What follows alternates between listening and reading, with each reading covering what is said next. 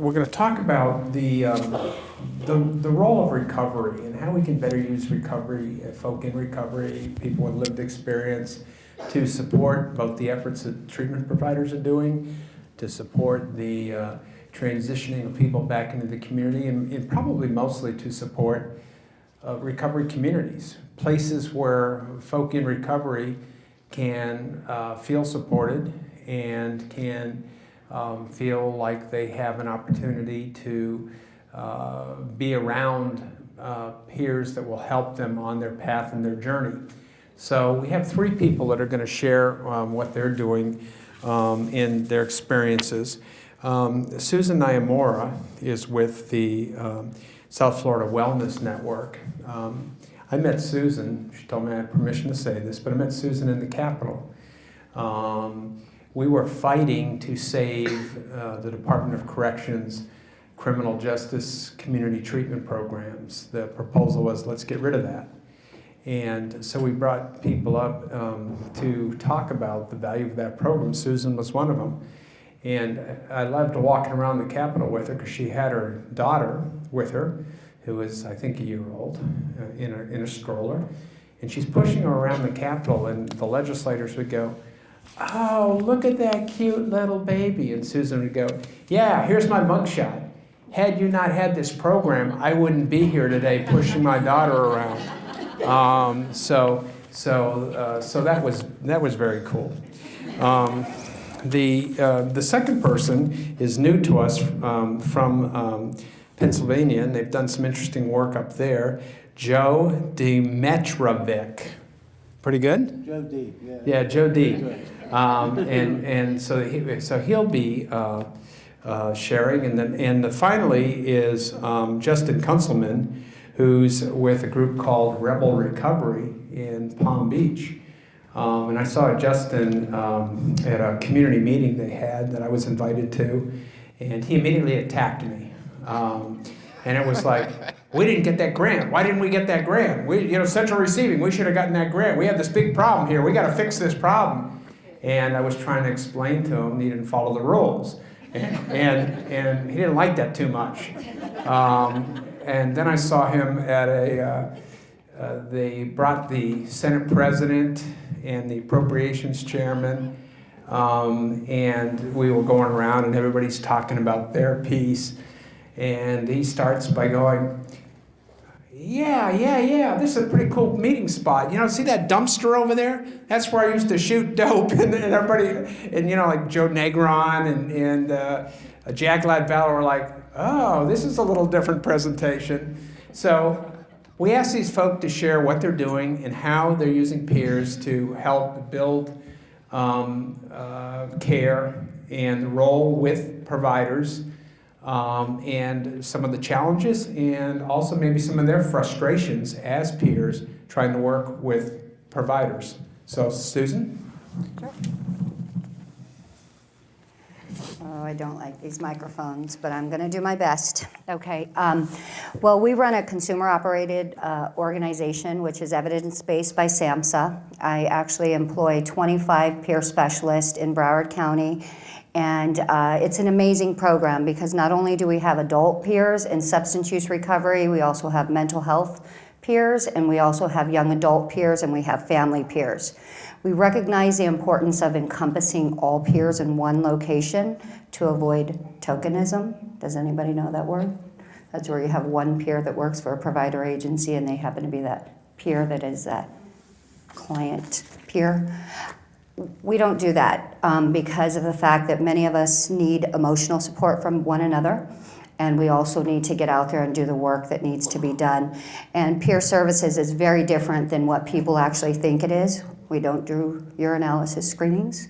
We don't do medication management. We don't do taxi cabs or anything like that. We do what is called support, and there's 4 different domains of support. And part of it is emotional, and emotional comes down and breaks down into 4 different pieces. Peer support is based on mutuality, respect, common ground. I'll show you how I got to where I'm at if you're willing to go there, and we're going to meet you wherever you are. If it's at the dumpster, if it's at the jailhouse, if it's in the jailhouse, if it's at the CSU, if it's at your couch, wherever it is, and we're not going to judge you for what you're doing. And that's why for us, medication-assisted treatment or harm reduction or whatever it is that you want to call it, we call it is living life on life's terms. And we show up and we work with people no matter where they're at. So it doesn't matter where their journey is. Yes, we are funded by the state, so there are certain regulations that we have to uphold. We all are drug screened and background checked and all of those wonderful things. And that's why Mark had mentioned that we would talk about that, because as you heard in my story, I'm a felon 10 times over and then again. So I had to go through an appeal process multiple times, not only to be employed, but also to even go to my daughter's school. I can't even go to my daughter's school just up until 2 years ago because I had to fight the school board. So we do a lot of advocacy in addition to doing peer support for individuals that live in long-term recovery, because if you have any kind of criminal record, whether you have a drug addiction or whatever it is, you have to advocate for the rest of your life. So we meet people where they're at. So some of the work that we're doing right now in front of with the opioid crisis, we sit on the community response team, so we sit and listen to all the drug surveillances and things that are coming in. We're actually in the process right now of a pilot program with Holy Cross Hospital and the Henderson centralized receiving system that we have in Broward County. And we're actually plugging peers in for the engagement piece, because a lot of times people don't want to be assessed. And we're not cases to be managed. We're people that have real challenges when life really shows up. And we're people that have families that love us, we have children that love us, and we have people that care about us. And that's the way we treat individuals that we work with. We meet them right there. It's a lot of love, respect, compassion. When people are welcomed into our facility, it's just like home. And it's a home base for people to come and feel safe. So if they don't have a place to lay their head down at night, they can come sleep on our couch during the day or whenever it is that they need to, until we can help them get into the services that they need. So we do a lot of linkage, and that's one of the components of the emotional component, because obviously it's the emotion, it's the informational, and it's that concrete task building stuff. But we're not doing it for them. We're going with them, and we're supporting them, and we're a part of their life, and they become part of a community that brings that social aspect and that support that people need. And a lot of times that's what people's missing, is they don't feel loved and cared for anymore, because we've burnt a lot of those bridges. I burnt a lot of bridges, and I'm grateful today. I have 6 children because I adopted one out of the foster care, because unfortunately one of my peers didn't make it. Okay, that's what we do, and that's what recovery is all about. And I'll question, because there's a lot of providers in the room, and I say this all the time, okay? If you say that you have good outcomes, but you're not willing to employ any of the people that you provided treatment for, you did not have a good outcome. Because part of the dimensions of SAMHSA's programming is home, community, purpose, okay? And purpose is a job, and the only way we can have a home is by having a job. We talked about background screening and the importance of having that integrated into this bigger system. If we do not all come together, I have somebody that's been held up on a misdemeanor probation charge since December 22nd. That's ridiculous. She should be providing services. Medication-assisted treatment. What does it say? Mutuality. Somebody with liked experiences. Are the peers that are working on medication-assisted treatment, have they been on medication-assisted services?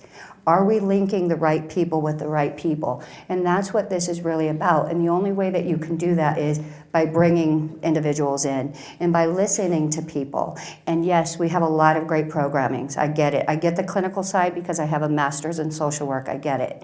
You know, so it's not that it's any surprise or anything like that, but really hearing what people have to say and the harm reduction method, and whether they're going to dose and go or whatever it is that we want to call it. What is it that we're really looking at, and what is our social responsibility for people that are having the challenges? Even people, when we talk about diabetes or whatever it is, I have an endocrine disorder, you know, so how do we treat those individuals? It's a dose and go, right?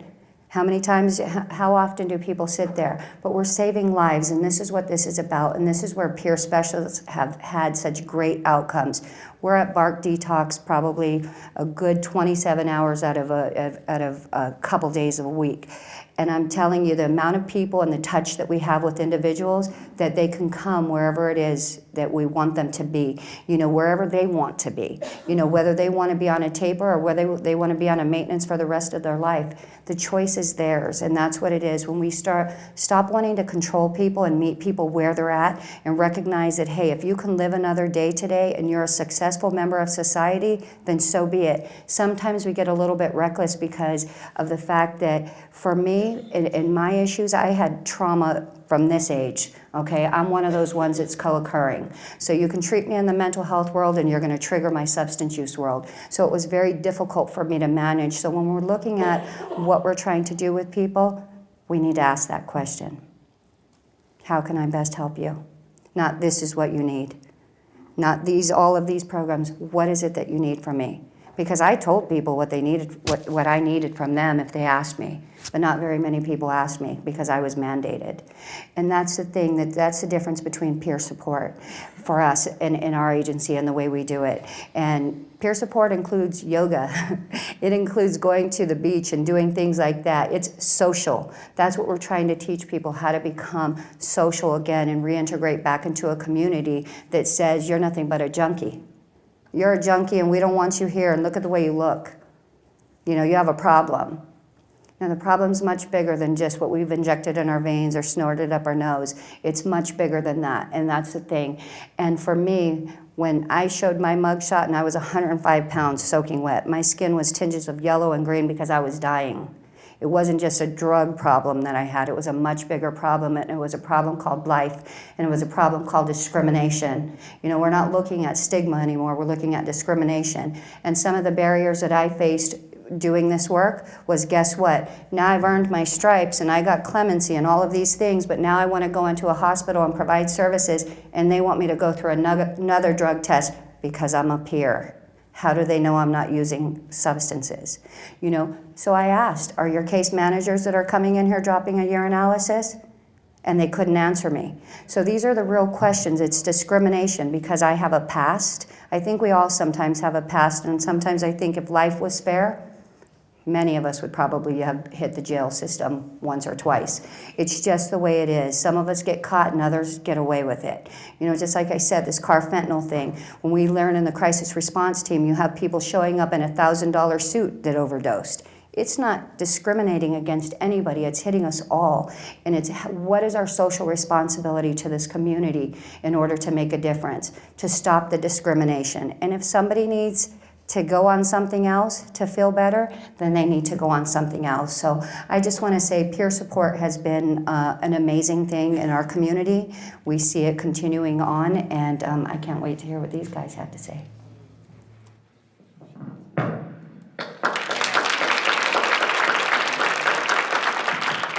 Thanks for sharing. My name is Joe Dmitrovic. I'm from the RASE project, and I am a person in long-term recovery. And I think what that means is there's a new definition here. That means I've been substance-free since 1985. I want to learn to say the right lingo. So, well, you said a lot, and RASE project. It's recovery, advocacy, service, and empowerment. And it started in 2001 in central Pennsylvania. There was a group of recovering people that attended a national organization for folks that were in mutual aid groups, 12-step groups that had a passion to give to society, and we're taught not to break our anonymity. So, how do you do that? Well, we formed a recovery community organization, RCO. And what that means is the people that work there, the CEO down to the person that answers the phone, are in recovery, some type of mutual aid group. It could be NA, AA, Smart Recovery, Celebrate Recovery, Life Cycle Recovery, Refuge Recovery, faith-based of any type that you want to do, but we're in some type of healing process. And we provide a community atmosphere where when folks come in, You sense that. You know when you walk into somebody's home and you can tell, you know, I'm relaxed here. These people they're cool. You know, sit down, let's break bread, let's talk, let's share. And that's what our organization is. You know, I want to get to know you. You know, I don't really care what you've done, who your connections were, how much or how little you have, and only what you want to do about your problem, and how can we help. We can help. You know, when Mark was talking earlier, he was talking about addiction, and this is an opioid epidemic, and I was like, all hands on deck, man. This is all hands on deck. How are we going to let the next generation off? What are we going to do? Crawl in our hole, do our job, stay in our lane. Okay, I did this, I helped that guy. No, that's not what it is. This is about passion, sustainable development, not stigmatizing people. We were called Substance Abuse Services, Inc. And then after we got the lingo, we go, oh no, there's a movement going on. You don't stigmatize people. We're the RASE Project. Change our name. You know, we don't want to offend anybody. We don't want anybody to come in here because they're already down and out. We are down and out. We don't need any extra help going down. And you know, in 2007 we started a bupe or Suboxone program, and you know, I'm telling you, I come from 12-step and, you know, complete abstinence. I'm like, wait a minute, man, that's not right. You know, we're not helping these people. And, you know, luckily my wife, she's big into this, and my boss said, you know, you need to open your eyes to see what's going on. You know, because sometimes we think we know everything. And we know very little until somebody explains to us what is needed. Because those people, if you're grassroots and you're on the front lines, you're seeing people come in off an overdose. I've been in the ER when somebody gets Narcan. They're not happy when they get up. You've knocked all the feel-goods off the brain, and you're like in immediate withdrawal. That's not a happy situation. And one of the programs we have is called WHO's, Warm Handoff for Opioid Survivors.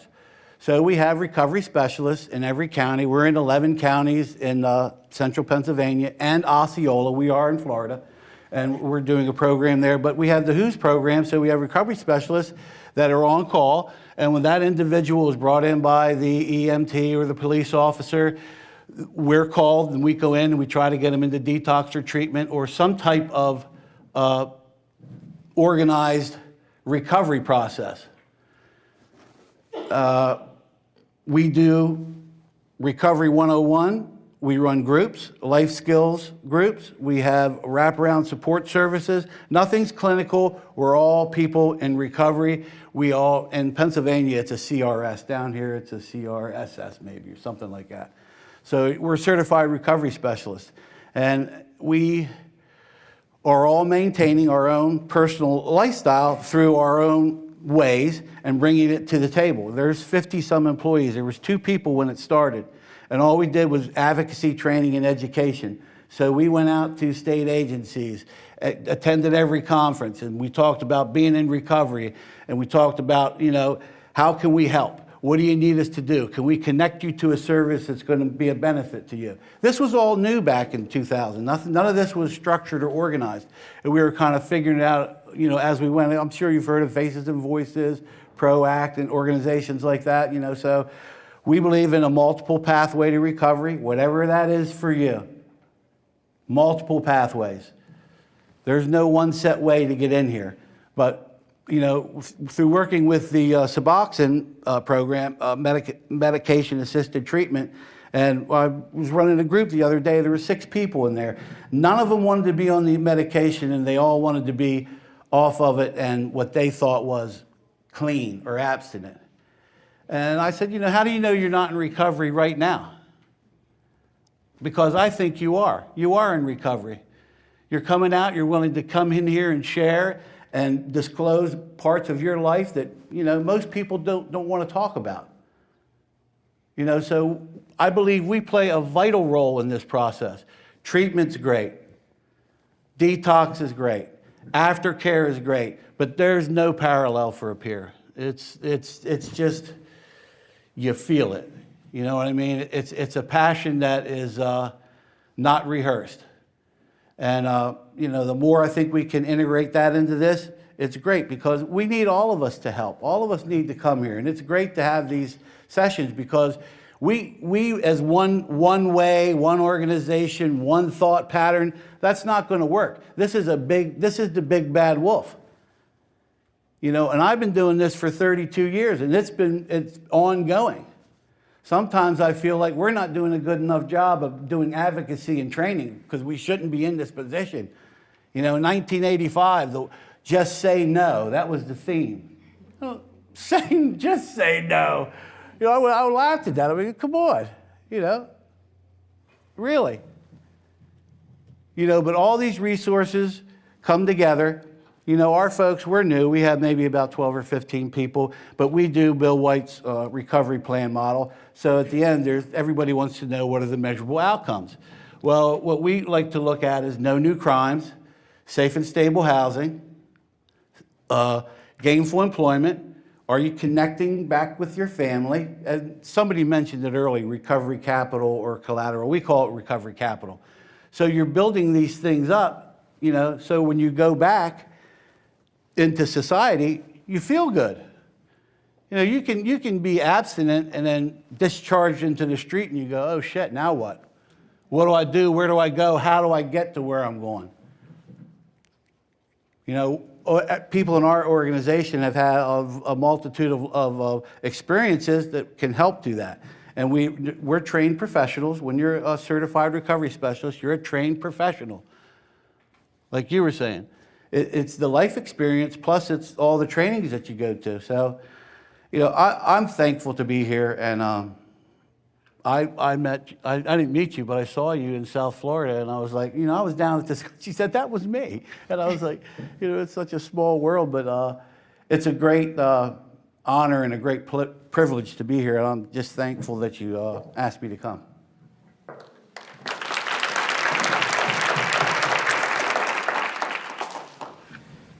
My name is Justin Kunzelman. I'm the CEO and co-founder of Rebel Recovery Florida. It definitely wasn't shooting dope. I told them I smoked crack behind a dumpster in Lake Worth. That's right. Told them they all had on really fancy suits, but until they had smoked crack behind a dumpster, they really couldn't be of any help to us. You know, Rebel Recovery operates a peer program that is built on the very foundation of all the things that Susan talked about, much more eloquently than I probably could, and with much less curse words. Forgive me if I do curse. I'm still a little rough around the edges, and I just get very passionate about this, and sometimes my mouth overloads my brain. You know, peer programs are built, I think, at least from our perspective in Palm Beach County, they're built on the foundation that the treatment industry for far too long has failed to recognize the basic human rights of people who use drugs.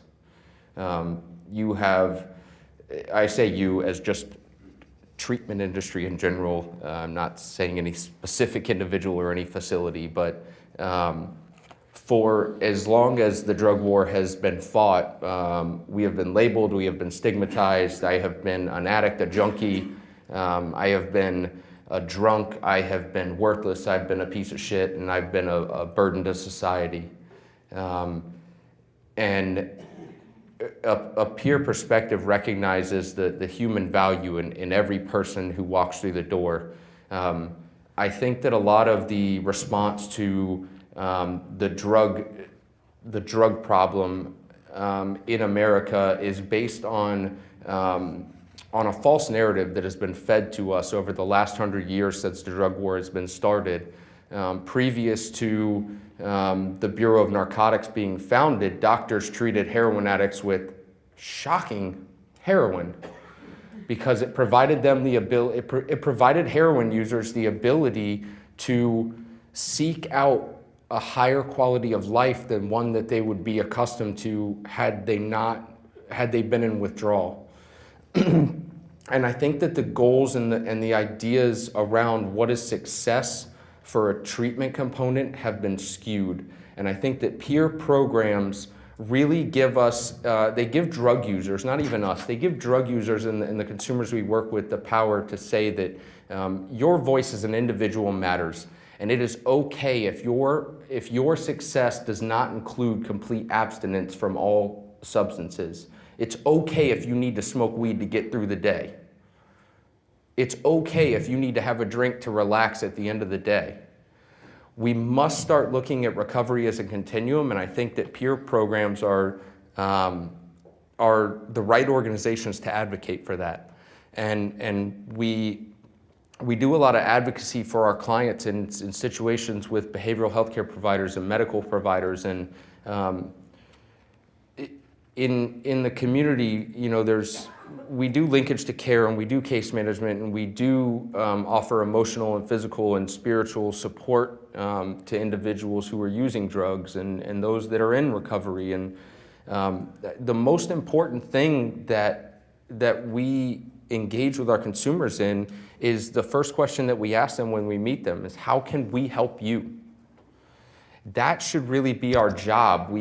If we truly want to live up to our role and our title as a substance abuse treatment professional, we have to start acting like it, because at some point, refusal to follow peer-reviewed scientific study makes us complicit in the stigmatization and discrimination and death rate in our areas. You know, at Rebel Recovery, we utilize a mixture of peer recovery support services and harm reduction. And we identify harm reduction as a path of recovery. Sometimes a person is only able to start using clean supplies to use their drugs, and that has to start being okay with us. We have to start identifying that that is a form of recovery, and recovery exists on a large continuum that goes up to and includes complete abstinence at some point. But we have to remember that not everybody exists on the same plane of life. Not everybody requires the same things from life, and not everybody, no two people are the same. What works for me in my life is probably not going to work for you. And we really have to start beginning an honest internal dialogue with ourselves as individuals about our own skewed beliefs about drug users, and stop relying on the fact that just because I work in this field, I'm helping people. I will tell you that chances are probably not. We really have to get honest with ourselves about our own stigmatizing beliefs and our own stigmatizing thoughts, and do we really represent what's in the best interest of this population that we are here to serve? You know, when we look at drug use as a whole across the world, we see that only 10% of all drug users worldwide show problematic drug use. 90% of the world's drug users do not become addicted, they do not become physically dependent, and they do not suffer any physical, mental, life, any type of negative consequences from their drug use. So why is the only thing that we see is this 10% that experiences negative consequences? Why is the constant narrative when we're dealing with these individuals that you need complete abstinence, you need to do inpatient treatment, you need this, you need this, you need this? We really have to remember that to honestly come from a place of love and care and compassion and really try to try to give folks that we work with a sense of belonging, and a sense that somebody is there to show them compassion and care and love and honesty. That starts with seeing them as an individual that they are, and responding to their individual goals, and doing whatever it takes, regardless of whether that's an accepted method in our field, of doing whatever it takes to try to get them motivated. Sometimes that looks like teaching them to use drugs in a safer manner, to carry naloxone, to never use alone, to never use in a locked bathroom, to utilize safe syringes. Sometimes that looks like sending them into a 12-step meeting and going in with them and saying, hey, it's cool if you're scared, and if you really don't want to do this after this meeting, that's cool too, and we'll go identify some other ways that we can help you. Sometimes it looks like going into inpatient treatment. Sometimes it looks like putting them on buprenorphine and just saying, here's your medication, hopefully you come back tomorrow, here's my number, call me if you need anything. We really have to start breaking down our stigmatizing beliefs as individuals and as people and really start being honest with ourselves about what it is that we're trying to accomplish. What is the goal? Because if you already have a preconceived goal for what you are going to try to get me to do, I dare you. I dare you to tell me what I am or am not going to do, even today. I have a 2-year-old son. Anybody have children here? Why is it so different? Why? You know that you can't make your kid do anything, right? Like at 2 years old, my son doesn't understand reason. What am I going to do? Hit him? It seems extreme, right? That you would hit a 2-year-old for not doing what you expect he should be doing. But we have that punitive system engaged in our treatment providers now, all across the state. How realistic is it to say that when somebody comes into our treatment facility 2 days after an overdose, the most traumatic experience that a human could experience short of death, coming this close to dying, 2 days out, they go into treatment. They go through 30 days, they follow all your rules, they read the big book, they get a sponsor, they do whatever it's required of them by your standards. They finally get some freedom. 2 days into IOP, they relapse. We've built a trusting, loving, compassionate relationship with this person as a helping professional. What happens next? Discharged. We fucking abandon them. We abandon them in their time of need after just building for 30 days, telling them that they could trust us. Tell me all of your dark secrets. Tell me everything you've never told anybody. Tell me the things that really cause you trauma. But since you can't get sober the way I see fit, we are going to abandon you. Peer support fills that gap. I don't care. Come to me however you are. I don't care. Using your status as a drug user does not matter in a peer supportive environment. I know what it's like to be sober, and I know what it's like to use drugs. I know what it's like to deal with trauma and mental health issues. I know what it's like to deal with the police departments and law enforcement and treatment and bad halfway houses and sleep with bed bugs and go to soup kitchens. I know what it's like to try. I shouldn't even be working in this field. I'm like Susan, I have an exemption. I have an associate's degree from a community college. My qualifications are I've smoked crack behind a dumpster, and I've had people call me a worthless junkie, and I've had people try to tell me what is appropriate for my life. My wife and my 2-year-old son would probably disagree with people who told me that this is the only way you will get sober. This is the only way you will ever be of use to anybody in your life. You know, we have to start tearing down the silos in recovery and start accepting people that come to you and say, you know what, I only have a problem with heroin. I've never had a problem drinking. I've never had a problem with marijuana or cocaine or whatever it is, and we have to start bringing them in and saying, that's okay, that's recovery too. You are in recovery if you say you're in recovery. Any positive change in an individual's life has got to be the positive outcome marker for which all of our services are geared towards. We have to remove the outcome being complete abstinence and linkage to treatment in order to receive these services. If we really want to start making an impact, what we found and what science has showed is that low barrier access to services is integral. You want to know why 90% of all the people you serve are white? Because there's high barriers to access in minority communities. We have not learned how to reduce the barriers to accessing services in minority communities yet. It's been 100 years. You know, we have to remove the power dynamics from, I am the professional and I went to school and I paid all these student loans back and I know what's best for you. I don't have any student loans. That makes me smarter than you.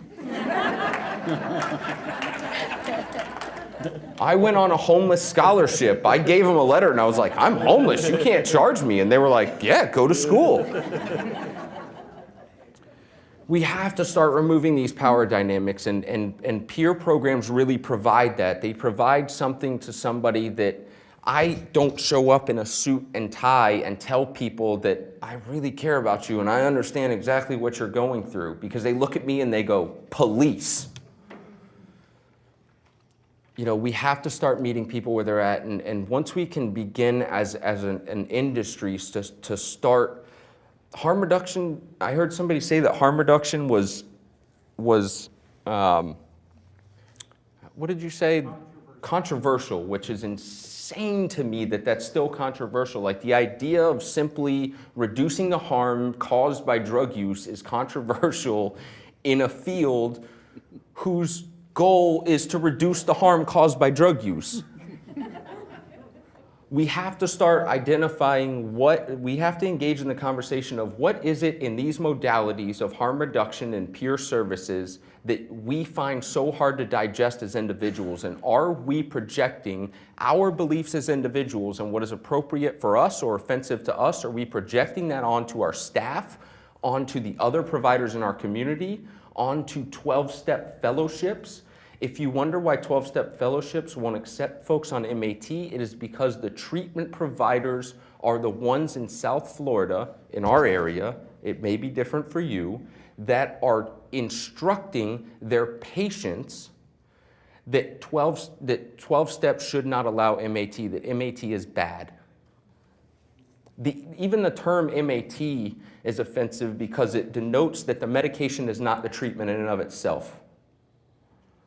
Peer-reviewed science has shown that dose and go is just as effective as buprenorphine with therapy. We have to start being accepting of real modalities and really looking at what things are actually working regardless of how we feel about them. And that's something that we've been able to do through a peer supportive model, is instead of me getting up and talking very loudly and saying a lot of curse words and yelling a lot, because I'm a very angry individual about this, we showed them through peer support.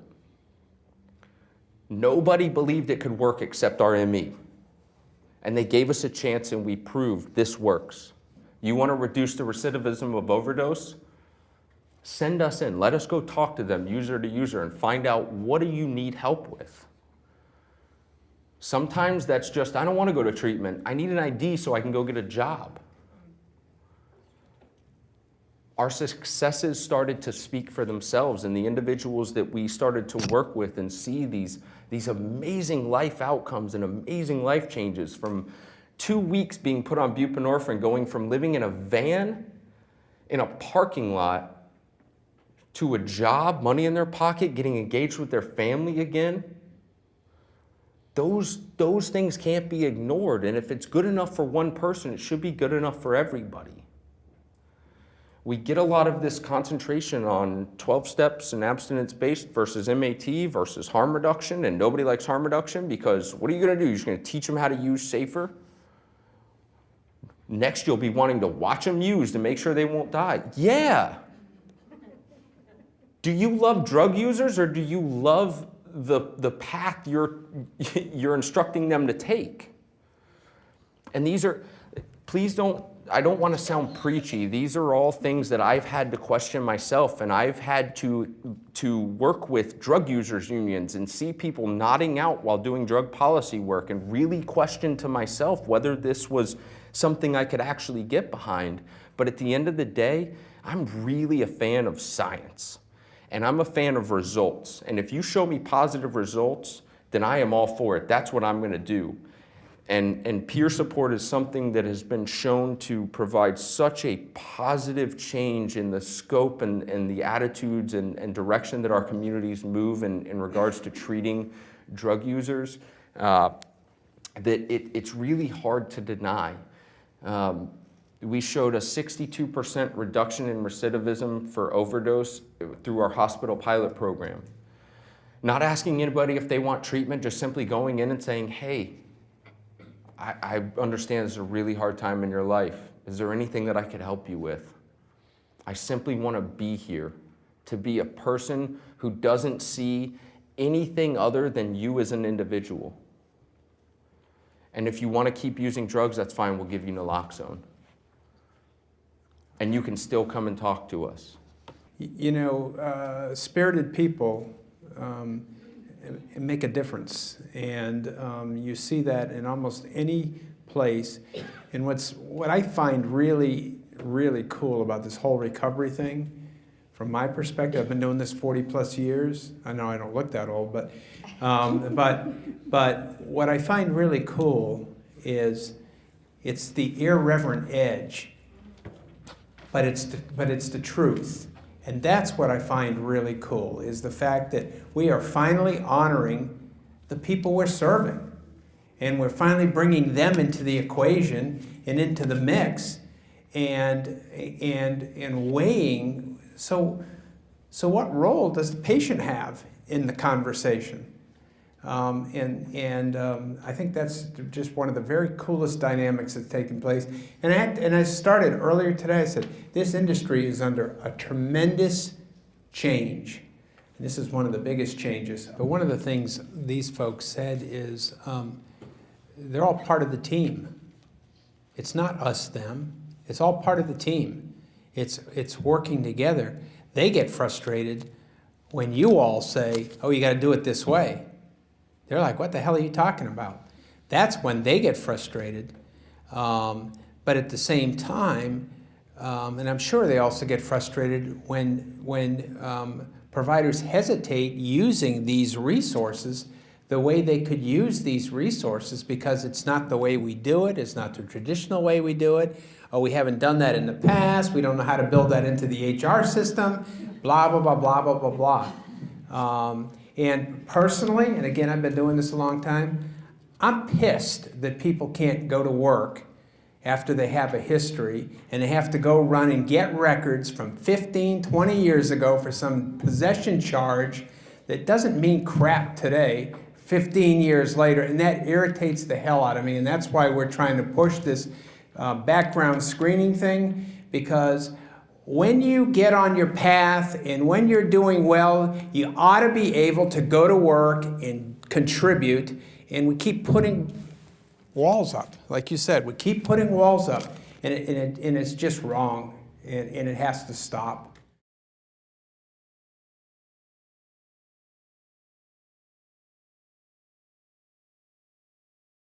We actually have 7. Wow. We have 7 youth peers. We actually do adolescent services as well in the mental health spectrum. So we have young people that are part of our membership, and we do family services. So we go out and we inreach. We find people. There's a lot of leaders within our community, and probably in your service setting too. And when you start having alumni and you start bringing back the people that you serve into your board of directors and advisory boards, you have them at your disposal. So when you're utilizing your services, they're everywhere. YMCA is huge. There's a lot of, if you have a United Way in your area, they have youth coalitions there, and they usually want to come and their voice wants to be heard. Youth Move, we have a Youth Move chapter. It's part of a national organization. It's youth motivating others with voices of experience. We have a ton of them. We have over 175 youth members at our organization, and they're launched. They want to get into the community and do all kinds of things because their voice really matters, and when you put them up in a leadership group, they will be there.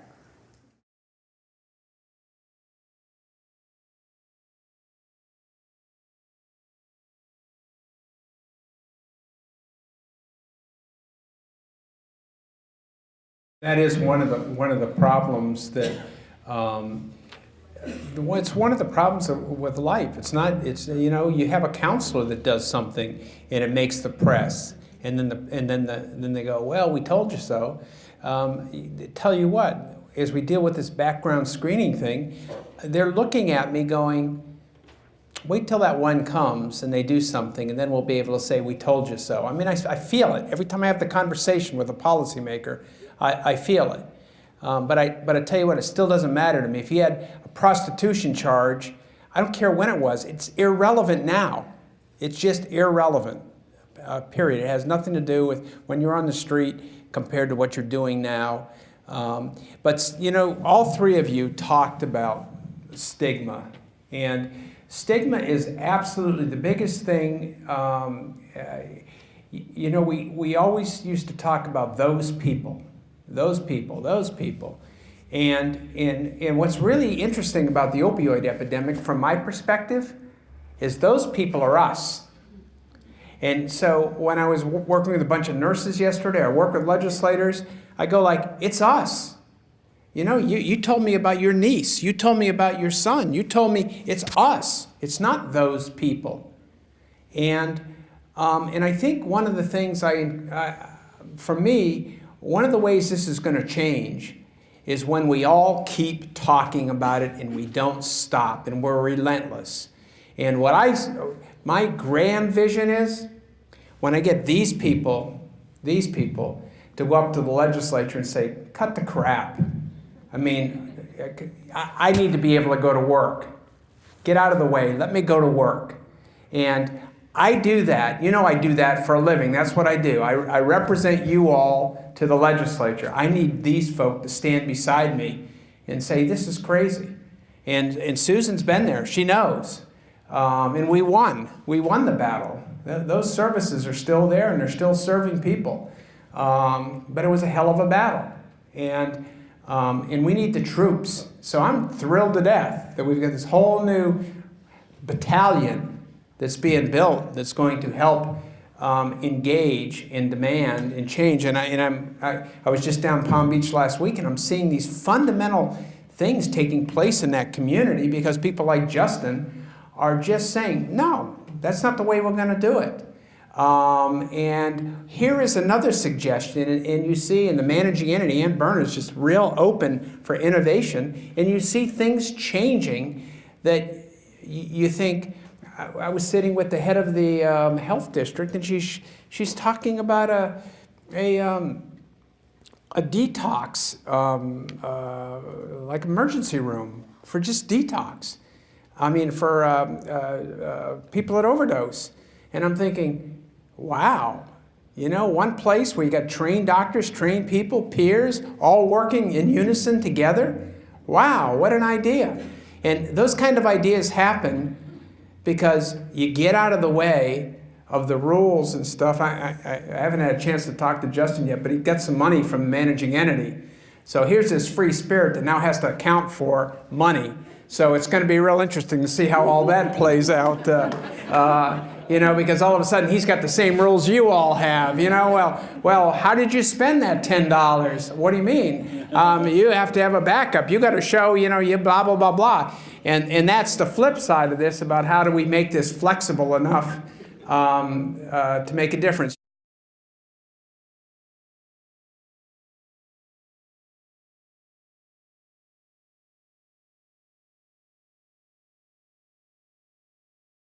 Peer support programs don't do clinical work.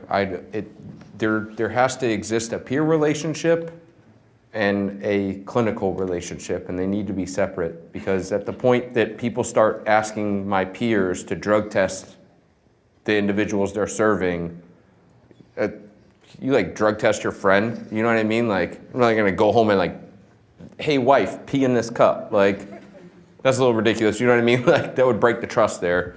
But I think when we talk about hiring them in these roles, they really should start hiring them in these peer role capacities where they can just serve as social support and advocate to clinical services for these things and start to listen when they actually tell us things, right? You know, you have a big company, and maybe the answer to that one is that person should be working in a different unit of that company rather than the unit where they've been themselves. We were fortunate enough to, and that is exactly what we did, and it did help out considerably so that the different clientele, but I mean, not everybody's going to be in that situation. We're fortunate that we have multiple locations that are relatively close together, but I don't know, you know, when you're trying to be able to hire somebody that you used to provide services to and have them come in, you know, regular contact with other people. Yeah, that's a good point. And you know, and the thing about your community is they can go across the bay and work for a different agency over there. It doesn't have to be incestuous. There's a lot of opportunity, and people could support each other and say, hey, here's a good person, why don't you hire them and I'll hire yours, and so on and so forth.